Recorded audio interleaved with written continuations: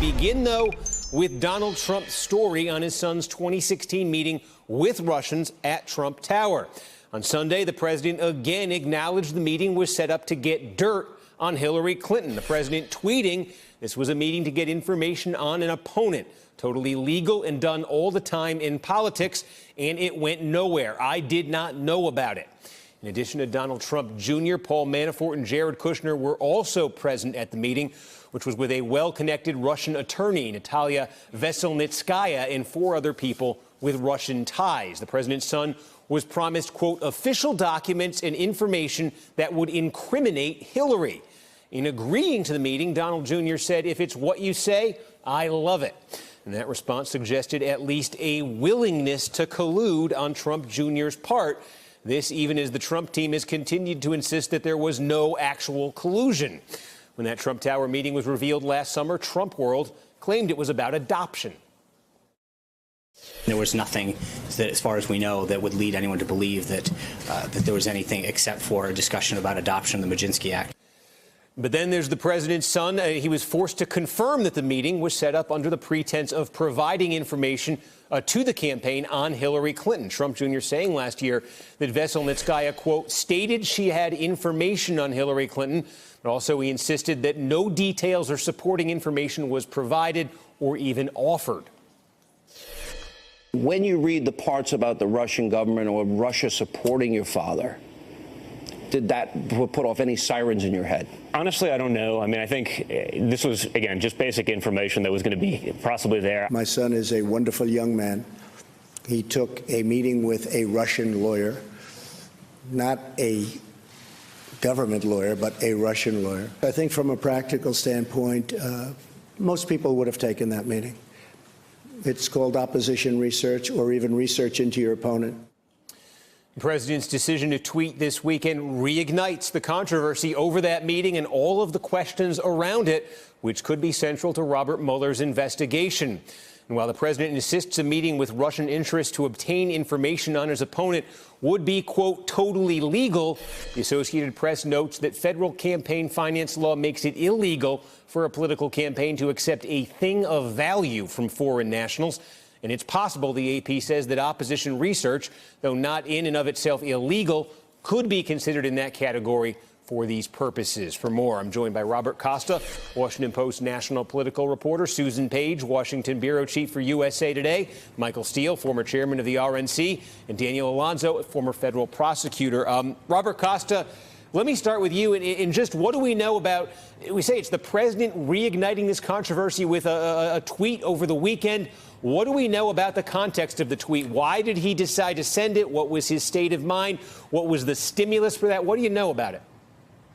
The president didn't make this tweet in a vacuum. He's facing numerous political and legal challenges on the horizon. This week, will his legal team agree to a sit-down with Robert Mueller and his investigators or not? Will Mueller issue a subpoena? He knows the Manafort trial is ongoing. He's been increasingly frustrated about the news coverage of that whole experience based on our reporting over the weekend. And so you have a president also seeing the legal spotlight because of what Michael Cohen's legal team is talking about privately. His son is being brought back into the headlines. It's getting personal for President Trump. And what do you know, Robert? Do you know anything in terms of what folks around the president, specifically, I guess, his attorney, Rudy Giuliani, what do they think of tweeting? Something this explosive? Is that something they're signing off on? Is that something they're warning him not to do? Is that something they're saying afterwards, please don't do this in the future? I was actually just talking to Mayor Giuliani 5 minutes ago, and he reiterates every time you have a conversation with him as a source, someone who's the president's chief lawyer here, that he can't control the president's tweets, that he works with the president, thinks through the legal strategy. But he really is actually, he says, relying on President Trump to be mounting a public war against Mueller, to be the public messenger, because the White House as an operation is not really taking any kind of lead here. It's the president, Giuliani, together with Jay Sekulow, the other lawyer, and the president's legal team, thinking through how can they take an axe to Mueller and that entire operation. So, Susan Page, if that's the strategy, if that's the thinking here, that rely on Trump, use that platform, use Twitter, as Robert says, to try to take an axe to Robert Mueller, are they achieving that at all?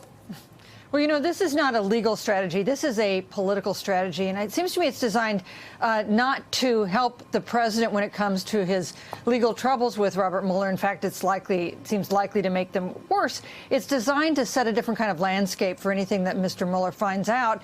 That to be received, to convince at least his own supporters that it wasn't illegal, or that everybody does that. And by the way, I didn't know anything about it. There's an attempt to set a context where people won't take seriously, or at least won't be convinced that if there's a serious report from Robert Mueller, which is what we expect, that they should take it with a grain of salt. And we know from polling that President Trump's core supporters are persuaded by this, that they are inclined to believe that this is a witch hunt, and that he's being treated unfairly, whatever the findings of the special counsel turn out to be. And Dan, you look at this through the lens of yourself being a former prosecutor. How does a prosecutor, how might somebody in Mueller's shoes look at Donald Trump's tweet this week, and how would they read that? Well, it depends. I mean, for one thing, it could be seen as what they call a false exculpatory statement, or it could be seen as, subtly communicating a message to witnesses out there saying, this is just opposition research. And that happens with some regularity. It's not that uncommon. You kind of ignore the whole rest of the equation, which is, okay, fine, it's great to get opposition research when you're a candidate, but what about the part where these are foreign nationals and federal election law says you're not supposed to get something of value from a foreign national? Good question. Is this something of value, right? Is dirt something of value? Yeah, and I think that's the other question then, too. Is there, from a legal standpoint here, if Mueller is taking a look at this, established now, it seems, in the public record was an intent or an openness to collude. The emails telling Trump Jr., hey, look, we got something on Clinton, and Trump Jr. saying, great, let's have a meeting. So there was an openness to it.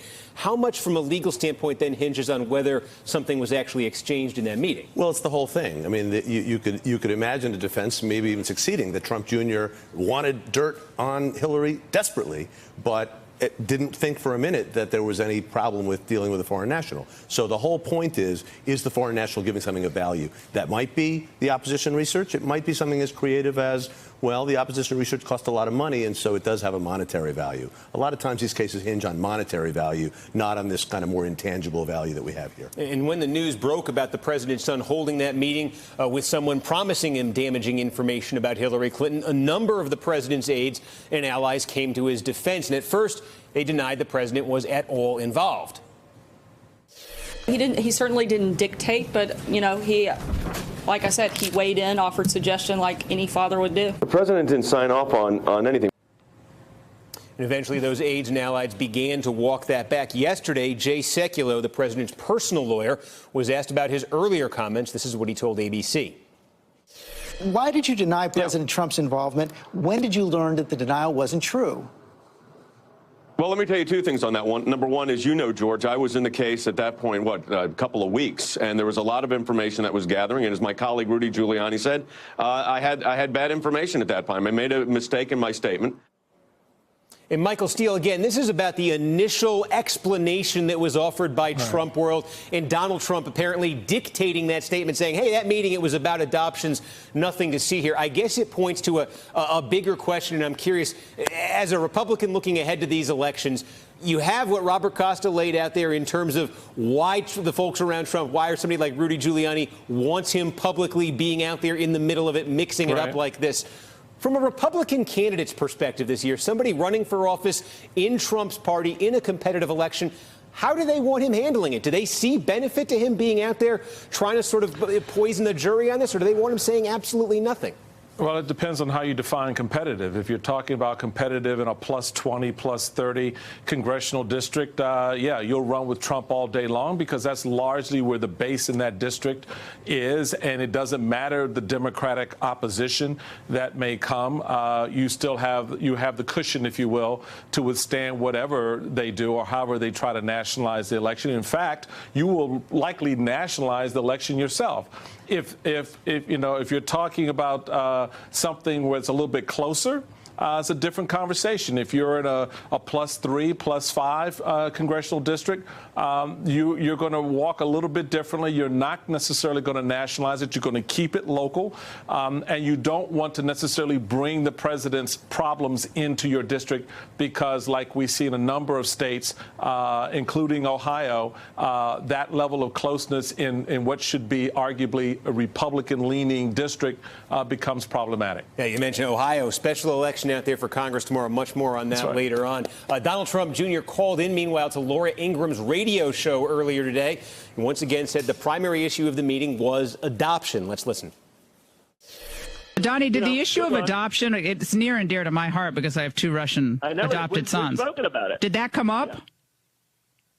When? In the meeting with Veselnitskaya. Like I said, that was the primary thing that we had spoken about in the meeting. That was, that's not the premise that got them in the room.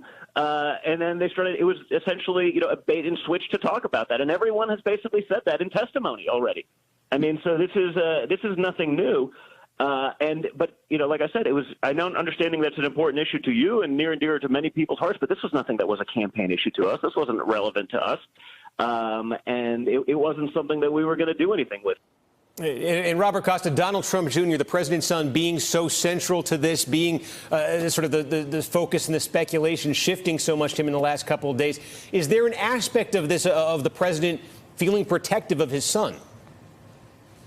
The president has been protective of his son throughout this entire process. And he's not just a son.